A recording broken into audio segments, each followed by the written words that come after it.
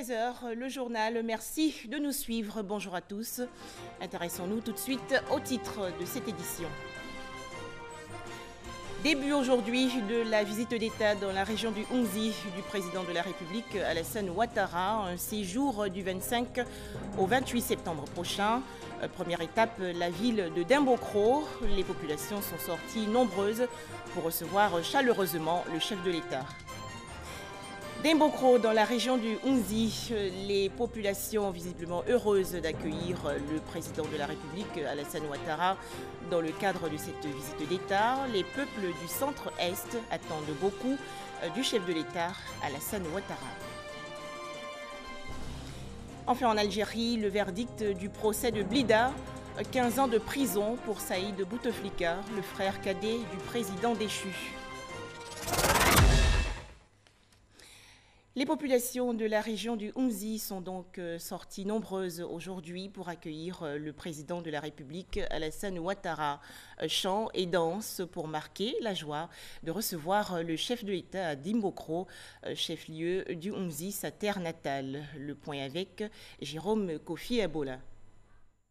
Le président de la République, Alassane Ouattara, chez lui. Il est 9 h 25 exactement ce mercredi quand l'hélicoptère le transportant d'Abidjan se pose sur le sol de Dimbokro, sa terre natale.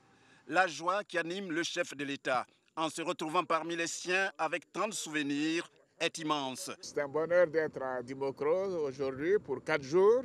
Je viens bien sûr me remémorer de mon séjour ici, de mon enfance. Donc les parents qui sont encore là, malheureusement ceux qui nous ont quittés récemment. En tout cas, c'est un bonheur de revenir dans ma ville natale. Je suis très heureux d'être là. C'est dans le cadre d'une visite d'État dans la région d'Hounzi du 25 au 28 septembre 2019 que le président de la République, Alassane Ouattara, est arrivé dans la matinée ce jour. Après les honneurs militaires, le chef de l'État s'est fait un réel plaisir à saluer toutes les personnalités présentes à son accueil. D'abord, des collaborateurs, précisément des membres du gouvernement ressortissants de Dimbokro. Ensuite, tout le Gotha ministériel venu pour le Conseil des ministres prévu dans le cadre de cette visite a reçu les salutations du chef de l'État. Présence aussi remarquée des autorités traditionnelles, administratives et civiles, des cadres, de nombreux cadres de Dimbokro qui n'ont pas voulu se faire compter l'événement.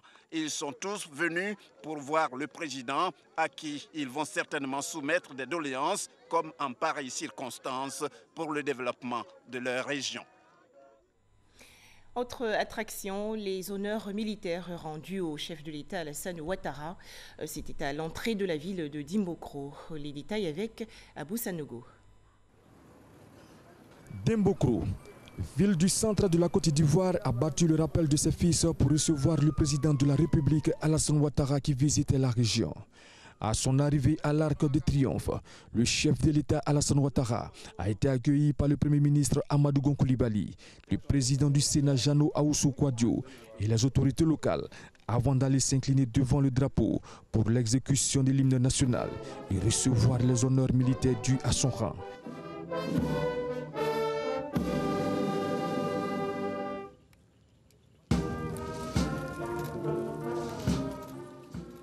Honneur militaire rendu par la musique de la garde républicaine, le drapeau de l'État et sa garde, 2 pelotons de l'école de gendarmerie d'Abidjan, 3 sections de la garde républicaine, l'ensemble aux ordres du chef d'escadron Kipré Thibaut Justin, commandant des troupes. Après les honneurs militaires, le président de la République Alassane Ouattara a communié avec les membres du gouvernement, les élus, les cadres.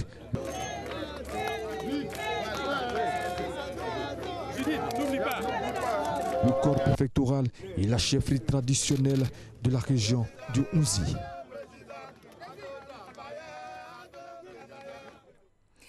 Le président de la République, Alassane Ouattara, à Dimbokro aujourd'hui. Je vous l'annonçais dans les titres, ce sont des populations visiblement heureuses d'accueillir le chef de l'État. Les précisions de Alexis Ouedraogo.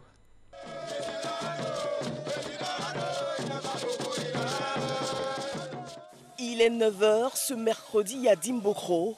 Dans quelques minutes, le chef de l'État, le président de la République Alassane Ouattara, arrive. Venus nombreux, Chefs, cadres et fils de la région sont impatients. Il vient sur sa terre natale, c'est retour au pays natal, c'est le fils du pays. Alors il revient sur ses pas d'enfance, de l'insouciance, sans savoir qu'il devait être celui qui dirigerait la Côte d'Ivoire. Vous voyez, mobilisé comme un seul homme, nous sommes là pour l'accueil parce que cette communion est attendue depuis longtemps et aujourd'hui c'est un grand jour pour la région d'Unzi. Sentiment de fierté de savoir que le plus illustre des fils de Dembokro va nous rendre visite et puis de savoir qu'il va communier avec nous. C'est une réalité. Vous voyez l'hélico qui est en train de descendre. Voilà, le président est là et nous allons rester avec lui pendant 4 jours, sentiment de joie. Et puis il va nous passer le message pour que nous puissions faire évoluer notre région, booster le développement de notre région. Quand prend fin les honneurs militaires, le parcours du chef s'ouvre. L'hommage des populations sorties en grand nombre le long des voies pour saluer et célébrer le fils tant attendu.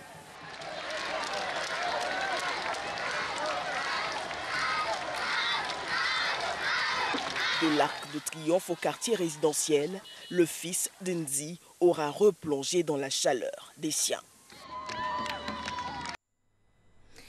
À noter au programme également de cette visite d'État dans la région du Unzi, un conseil des ministres décentralisé. C'était aux environs de 11 h. Plus de détails dans nos prochaines éditions. Ce séjour du président de la République Alassane Ouattara dans la région du Unzi arrive donc au moment opportun. En effet, les populations attendent beaucoup du chef de l'État, n'est-ce pas, Eugène Atoubé? Symbole de l'autorité de l'État, la préfecture de Dimbokro opère au fil des jours une transformation progressive. Les travaux de réhabilitation engagés à la faveur de la visite d'État du président Alassane Ouattara sont effectués avec minutie, de jour comme de nuit. C'est en ce lieu que va se tenir le Conseil des ministres du 25 septembre prochain. Ce sera la première activité du président de la République dans le cadre de cette visite d'État. Aujourd'hui, on a une très belle préfecture prête à accueillir le chef de l'État. Tous les bureaux ont été réhabilités et nous avons refait l'éclairage extérieur. Il y a un groupe électrogène autonome. En tout cas, tout est parfait. Le président Alassane Ouattara, fils de la région, sa région natale, a donné à la Côte d'Ivoire son leadership, sa force de travail. Il a transformé notre pays et il a créé des chemins d'espérance partout. Alors, sa région natale attend aussi qu'il booste l'économie locale. Et c'est ce qu'il va faire. Respecter les délais d'exécution de tous les travaux de réhabilitation opérés à Dimbokro, Pokanda et Kwasi-Kwasi-Kro. C'est l'injonction faite aux entreprises qui en ont la charge. Les ministres fils de la région dans leur rôle de superviseurs, les élus et cadres à divers niveaux hiérarchiques dans les commissions constituées et les préfets des 3 départements qui composent la région d'Unzi fédèrent leur énergie pour faire grand et donner à voir du beau. Illustration de l'attachement de tout l'Unzi à Alassane Ouattara. Nous ne sommes pas dans des désidératas politiques. Nous sommes dans la lignée du développement de notre région. Et nous savons que le président Alassane Ouattara a les atouts pour développer notre région. Nous n'avons aucune crainte de quelques rancœurs ou désagréments. Non. Nous devons faire en sorte qu'il nous trouve là au bon moment, depuis son arrivée jusqu'à son départ, qu'il sente qu'il est en famille et que ses frères et ses sœurs de la région d'Unzi sont contents de le recevoir. L'enjeu majeur, ce n'est pas forcément la récompense individuelle, mais c'est ce que d'abord la région gagne à travers cette visite d'État. Et puis de deux, c'est le contact du président de la République avec ses frères. Pendant 4 jours, le président de la République sera l'hôte de la région d'Unzi.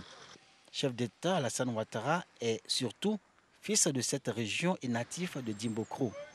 Nombreux sont les habitants de cette ville à parler de retour de l'enfant prodigue pour évoquer sa visite dans cette ville où les traces de son enfance sont encore visibles.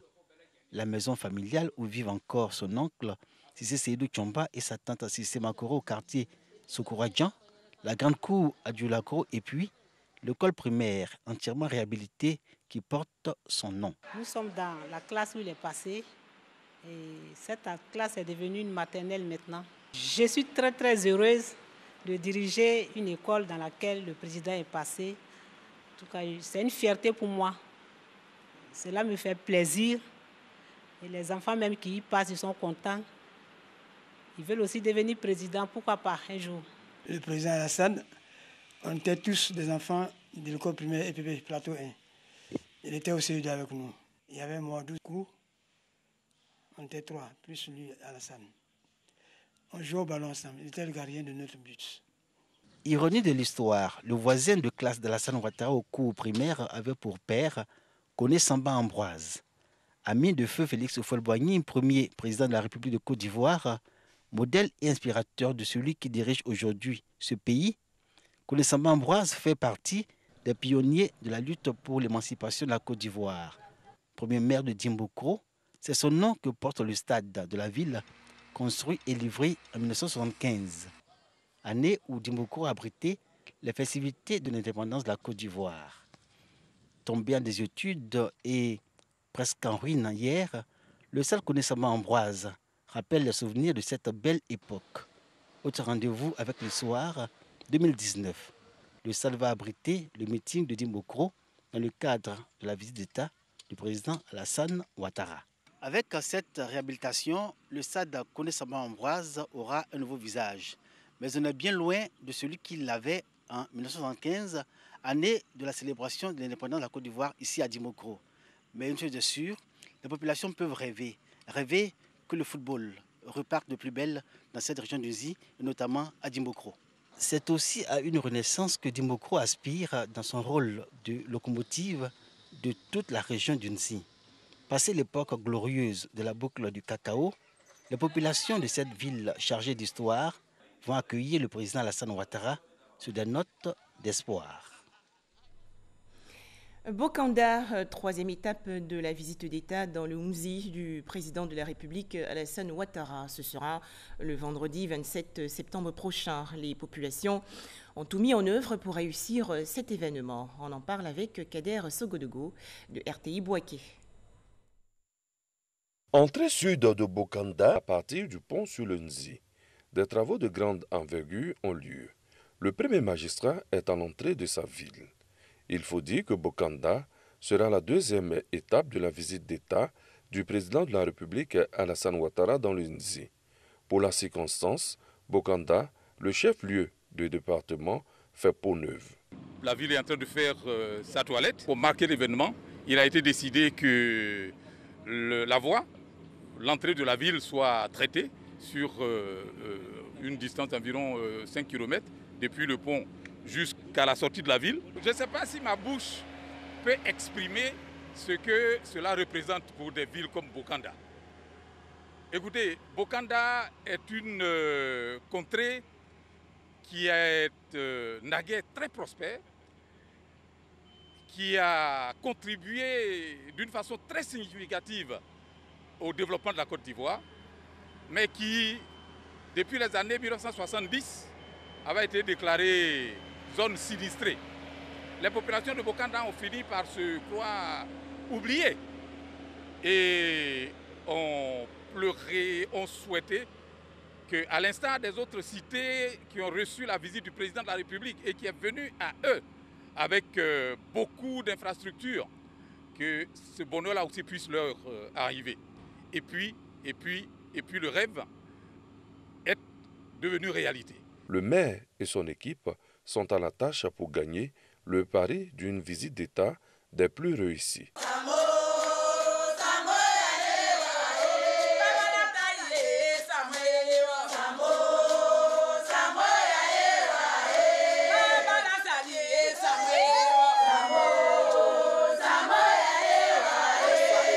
Un détour à la préfecture.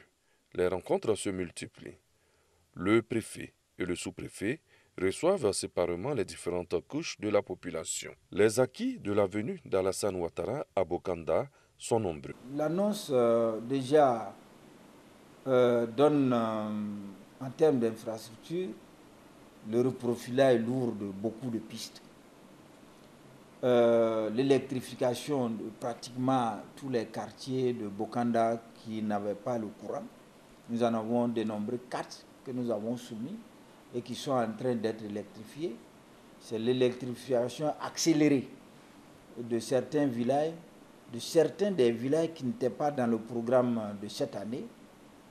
C'est aussi service d'eau potable au niveau de la ville de Bokanda. En tout cas, nous voyons beaucoup de choses de ce point de vue-là, ce qui augure que le président de la République viendra avec une sacoche pleine de bonnes choses pour le peuple là-bas. Les femmes n'entendent pas jouer le second rôle. Elles donnent le ton.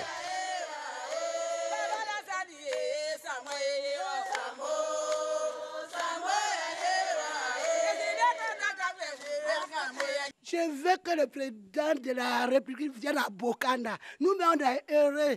On est passé, on sait qu'il va venir. On attend. On attendait. Nous sommes heureux que Maman Dominique soit notre belle-sœur. Donc nous attendons. On l'attend avec tout notre cœur. Pour la première fois qu'elle va arriver à Bokanda, on ne sait même pas comment l'accueillir, tellement que nous sommes en joie.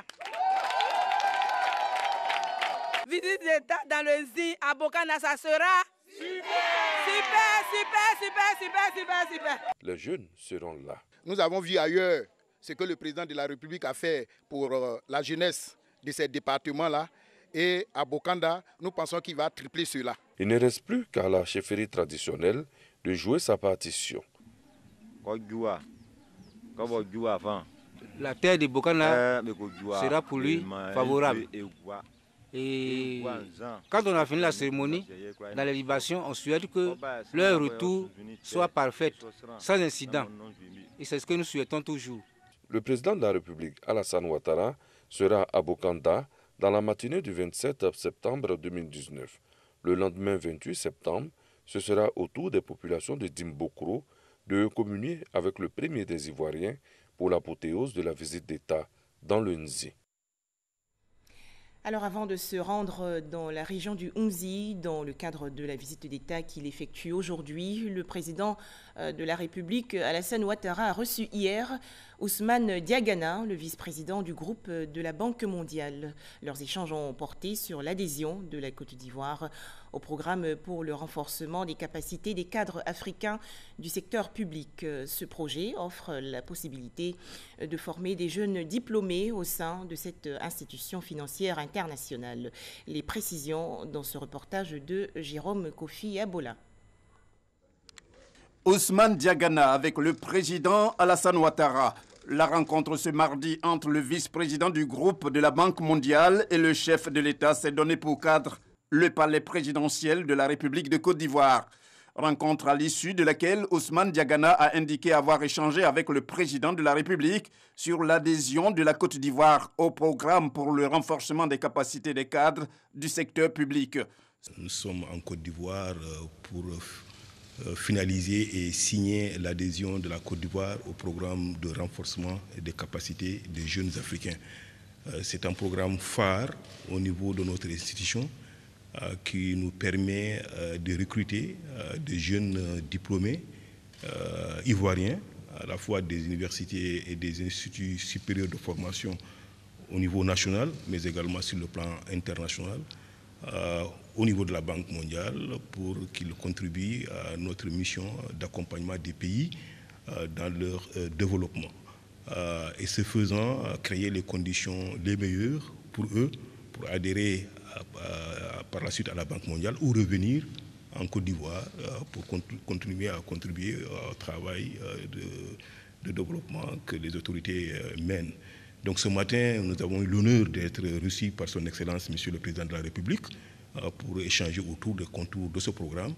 Et il nous a donné des conseils extrêmement importants pour continuer à améliorer ce programme-là et en faire véritablement un outil de recrutement efficace, à la fois pour les Ivoiriens, mais également pour les autres pays. Avec cette adhésion, la Côte d'Ivoire devient le premier pays africain membre du programme pour le renforcement des capacités des cadres du secteur public, programme qui compte à ce jour 17 pays donateurs, au nombre desquels la France, l'Allemagne, l'Italie, le Royaume-Uni ainsi que la Corée. Un mot à présent sur les activités du vice-président de la République de Côte d'Ivoire. Daniel Kablan-Duncan, on le sait, est à New York aux États-Unis. Le vice-président ivoirien a reçu la direction générale de l'Organisation des Nations Unies pour l'éducation, la science et la culture. Objectif, renforcer le partenariat entre la Côte d'Ivoire et l'UNESCO. À Ouattouré. Le vice-président de la République, Daniel Kablan-Duncan, et la directrice générale de l'Organisation des Nations Unies pour l'éducation, la science et la culture, UNESCO, ont passé en revue les grands axes de la coopération entre la Côte d'Ivoire et l'UNESCO. La ville de Grand-Bassam, classée au patrimoine mondial de l'UNESCO, et le prix Félix Houphouët-Boigny pour la recherche de la paix étaient également au menu de cette rencontre. Vous savez que l'UNESCO est l'un de nos grands partenaires donc, au développement sur les questions notamment d'éducation, de culture et de développement de manière générale. Et avec le ministre des Affaires étrangères, Madame le ministre en charge de l'éducation nationale, de la formation technique et professionnelle, nous l'avons vu de manière à évoquer donc, un certain nombre de questions de partenariat entre la Côte d'Ivoire et l'UNESCO. Plusieurs questions ont donc été abordées, notamment celles relatives au patrimoine mondial de l'UNESCO. Vous savez, un certain nombre d'éléments sont suivis par l'UNESCO, notamment la ville de Grand-Bassam. Ils ont confirmé leur appui de manière à pouvoir regarder avec les partenaires financiers actuels comment faire en sorte que ce dossier puisse aller de l'avant et puisse tenir compte effectivement des souhaits de la Côte d'Ivoire sur ce maintien de ce patrimoine culturel. Les problèmes d'éducation ont donc été abordés avec Madame le ministre Kandia Camara. Sur ce dossier aussi, les choses vont bouger. Ils apportent surtout leur appui technique. Ils sont prêts à aider la Côte d'Ivoire à organiser, disons une rencontre des bailleurs de fonds. On va voir avec la Banque mondiale et les autres quelle est la période la plus indiquée sur ce dossier donc, qui est important. Notamment aussi un dossier plus ou moins lié à celui-là, c'est aussi l'alphabétisation, et notamment l'alphabétisation des femmes. Et ils sont en pointe dans ce dossier. Là aussi, ils vont apporter leur appui. Le vice-président s'est par ailleurs entretenu avec le Premier ministre de Saint-Vincent et les Grenadines, Raph Gonzalves. Les échanges ont porté notamment sur le mandat de la Côte d'Ivoire au Conseil de sécurité et la coopération avec le groupe des États africains, membres du Conseil de sécurité. Revenons en Côte d'Ivoire où la nouvelle équipe dirigeante de l'Union nationale des journalistes de Côte d'Ivoire a été reçue hier par le ministre de la Communication et des Médias. Sidi Tiemoko Touré a rassuré l'UNJCI de son soutien. Le point avec Jean-Marc Djadji. Échanger sur des perspectives en termes de solutions pour la liberté de la presse et la protection des droits des journalistes est le sens de la rencontre entre le ministre chargé de la communication, Sidi Tiemoko Touré, et les organes élus de l'Union nationale des journalistes de Côte d'Ivoire, UNJCI. Les présidents du bureau exécutif et du conseil d'administration de l'UNJCI ont fait part de leurs préoccupations en ce qui concerne les conditions de travail des journalistes et les subventions allouées à la presse en Côte d'Ivoire. La presse en Côte d'Ivoire, les médias dans leur entièreté ont des difficultés aujourd'hui. C'est difficile. Nous sommes dans une sorte d'impasse. Nos différentes entreprises de presse sont au bord de la banqueroute. Nous sommes venus dire au ministre qu'il est temps d'agir, qu'il est temps pour que l'État s'implique davantage. Le ministre Sidi Tiemoko Touré a pris acte du plaidoyer et rassuré les journalistes de son engagement à faire de la presse ivoirienne un modèle dans la sous-région. Nous avons suivi avec beaucoup d'attention. Les journalistes font l'exercice de la démocratie interne et fort heureusement ceci a abouti à l'élection de personnalités reconnues par le secteur, tous des journalistes professionnels admirés par la profession. Et il était de bon aloi que nous les recevions pour prendre langue avec leur programme d'action au cours de ces différents échanges de prise de contact avec les élus nouveaux issus du dernier congrès. Nous avons envisagé une collaboration franche et fraternelle sur les différents leviers qui pourraient aider les journalistes à sortir d'un certain nombre de précarités. Composé de 24 membres, dont 8 femmes, le nouveau conseil exécutif de l'UNJCI aura la charge de diriger cette fêtière durant les 3 prochaines années. Fréquence 2 était récemment en fait la station de radio du groupe RTI a en effet fait la rentrée de ses programmes avec 2 nouvelles émissions, à savoir la Côte d'Ivoire en question et toute la ville en parle. Les détails avec Issa Yeo. Maison de la radio Plateau, studio Fréquence 2, ambiance chaleureuse et de retrouvailles entre animateurs et chroniqueurs de l'émission satirique Place Publique. Guy-Michel Ablé et ses invités profitent de leur temps d'antenne, 17h, 19h, pour détendre les nombreux auditeurs en traitant les sujets d'actualité avec humour. Dans ce pays, il y a des gens qui sont en train de parler tous les jours. Ici, c'est ma zone. Ici, c'est ma région. Ici, c'est moi qui fais ci. Nous étions tout dernièrement à Ferké. Le monde qui est sorti à Ferké. Vraiment. Parce qu'on a dit le nom du président. Attends, le monde qui est venu à Ferké comme le monde qui est sorti de Ferké. Fréquence 2 fait partie du top 5 des radios les plus écoutées dans le district d'Abidjan. Une proximité que la radio veut garder avec ses auditeurs, selon le chef de département production. Nous ne sommes pas qu'une radio. Nous offrons aussi la possibilité à nos auditeurs de voir l'ambiance du studio. À travers la radio filmée, ce qui a permis donc à notre application mobile de monter en puissance. Après Place Publique, l'émission Un truc de ouf qui décortique les sujets de la vie au quotidien prend le relais. Une production qui enregistre l'arrivée du docteur Philo et Marie-Paul Adji, tous deux chroniqueurs à l'émission C'est midi.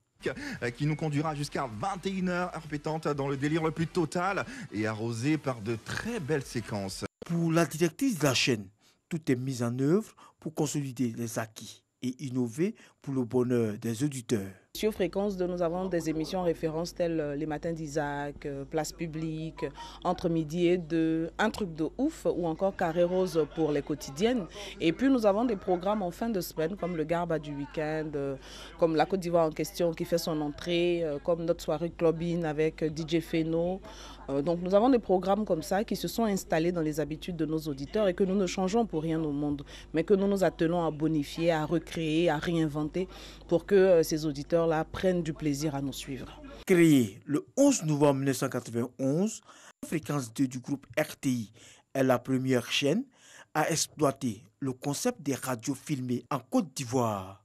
Elle offre aux audits spectateurs plus de 140 heures d'émissions par semaine.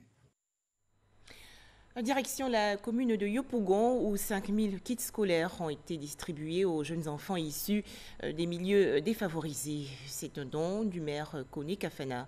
Les meilleurs élèves de Yopougon ont également été récompensés. Les moments forts de cette cérémonie avec Serge Colléa.